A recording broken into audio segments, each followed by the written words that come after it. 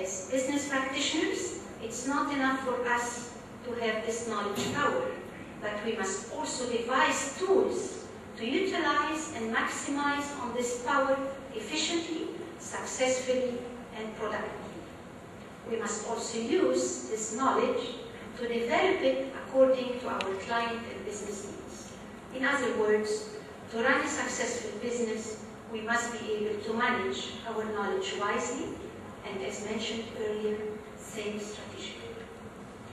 Knowledge is not to be confused with data or information, nor it is the sum of information or data. If research-based information is a major foundation for strategic thinking, knowledge management is a major part of this foundation, as it involves the collection of information from within and without the organization, as well as the process for scanning the environment to identify sources of opportunities and threats. Research, whether formal or informal, comprises the gathering of accurate and useful information concerning knowledge, opinions, attitudes, and behaviors of the public concerned with and affected by the acts and policies of the organization. It also provides an early warning of any issues that could become a crisis in the future. As Sanders implies in his book, Strategic Thinking and the New Science, the use of strategic thinking as a new planning paradigm helps the organization to identify, respond to, and influence changes in its environment. He explained that to understand the dynamics of change in the global context, one must consider all aspects of global environment, local, regional, national, and international. This process is undertaken by looking at the whole system, not just their parts. The ellipse drawn in the center of the page symbolizes the importance of stepping back to scan the big picture context of the issue of business from a global perspective. As a result, for our purposes, it is sensible to say that the collection of pieces of information or data are not knowledge unless a relationship exists between them.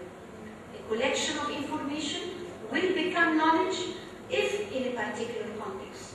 Thus, logically, this leads us to assume that knowledge is a series of relations and patterns and that different circumstances or contexts will offer different knowledge.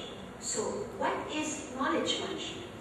If knowledge represents your intellectual capital or hidden assets, then knowledge management would be the correct harnessing and utilization of your company's existing knowledge in a manner that will better generate greater value through the use of this knowledge in order to develop your human resources and to produce better products and processes.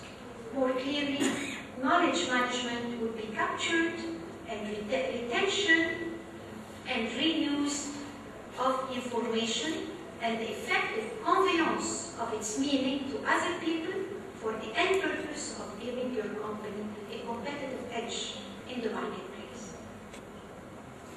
Other scholars refer to studies that were conducted in numerous businesses and which demonstrate that there are two major strategic driving forces towards successfully managing your knowledge in a changing environment.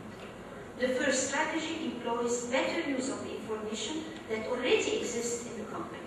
Often information about how to do things sometimes is in the head of the employees rather than a manual challenge that can be shared by everybody else in the company. So a good manager and a good leader would be the one who finds a way to make the most of each individual employee by pooling their collective knowledge and storing it in one place that is easily and accessible to everybody. The second strategy is more complex, as it focuses on the utilization of the existing information in order to create a new set of situations to produce further knowledge. And this strategy often referred to as knowledge innovation. It's the creation of a set of knowledge relations and then turns these ideas into valuable products and services. However, it is important not to confuse knowledge innovation with research and development, as managers often do. This brings us to our next question. What does strategic thinking mean in relation to knowledge management? As we have already established that not all managers are strategists, and what distinguishes a strategic manager from the ordinary one. A strategist is the one who can make smart decisions by correctly using the information in his or her hands to implement decision-taking successfully and to learn from the experience in order to apply for future situations. And even a better strategic manager will be the one who takes proven formulas and successfully adapts them to a new set of knowledge conditions. This is the value of strategic thinking when it comes to knowledge management. Strategists have the vision to use and to manage knowledge they have to predict and anticipate the future based on their existing knowledge used in strategy. Successful and forward-looking business companies can create a strategic advantage for themselves by developing their knowledge capital. Two complementary approaches to locking in those hidden company assets are suggested. The first, converting knowledge to a more explicit form in documents, processes, database.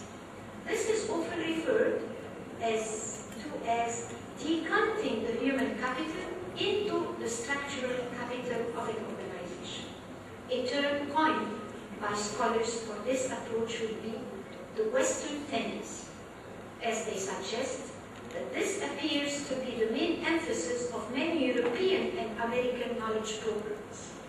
And we hope this can be found in Asia and Africa in the future, in the near future. The second approach would be enhancing tacit knowledge flow through better human interaction. In Japan, various socialization activities support this kind of knowledge flow, which, by its very nature, also sparks the generation of new ideas and knowledge. Add to this some basic elements of good human resource management, including a stimulating environment, personal development plans, motivation and suitable reward and recognition systems, then there is less chance for your best knowledgeable workers wanting to quit your organization. Logically, we find ourselves coming to our final point. What is strategic thinking in the interpretation of knowledge management? And what is its value and use to business, organizations, leaders, and managers? The answer of this is quite simple. It is profit. It's profit.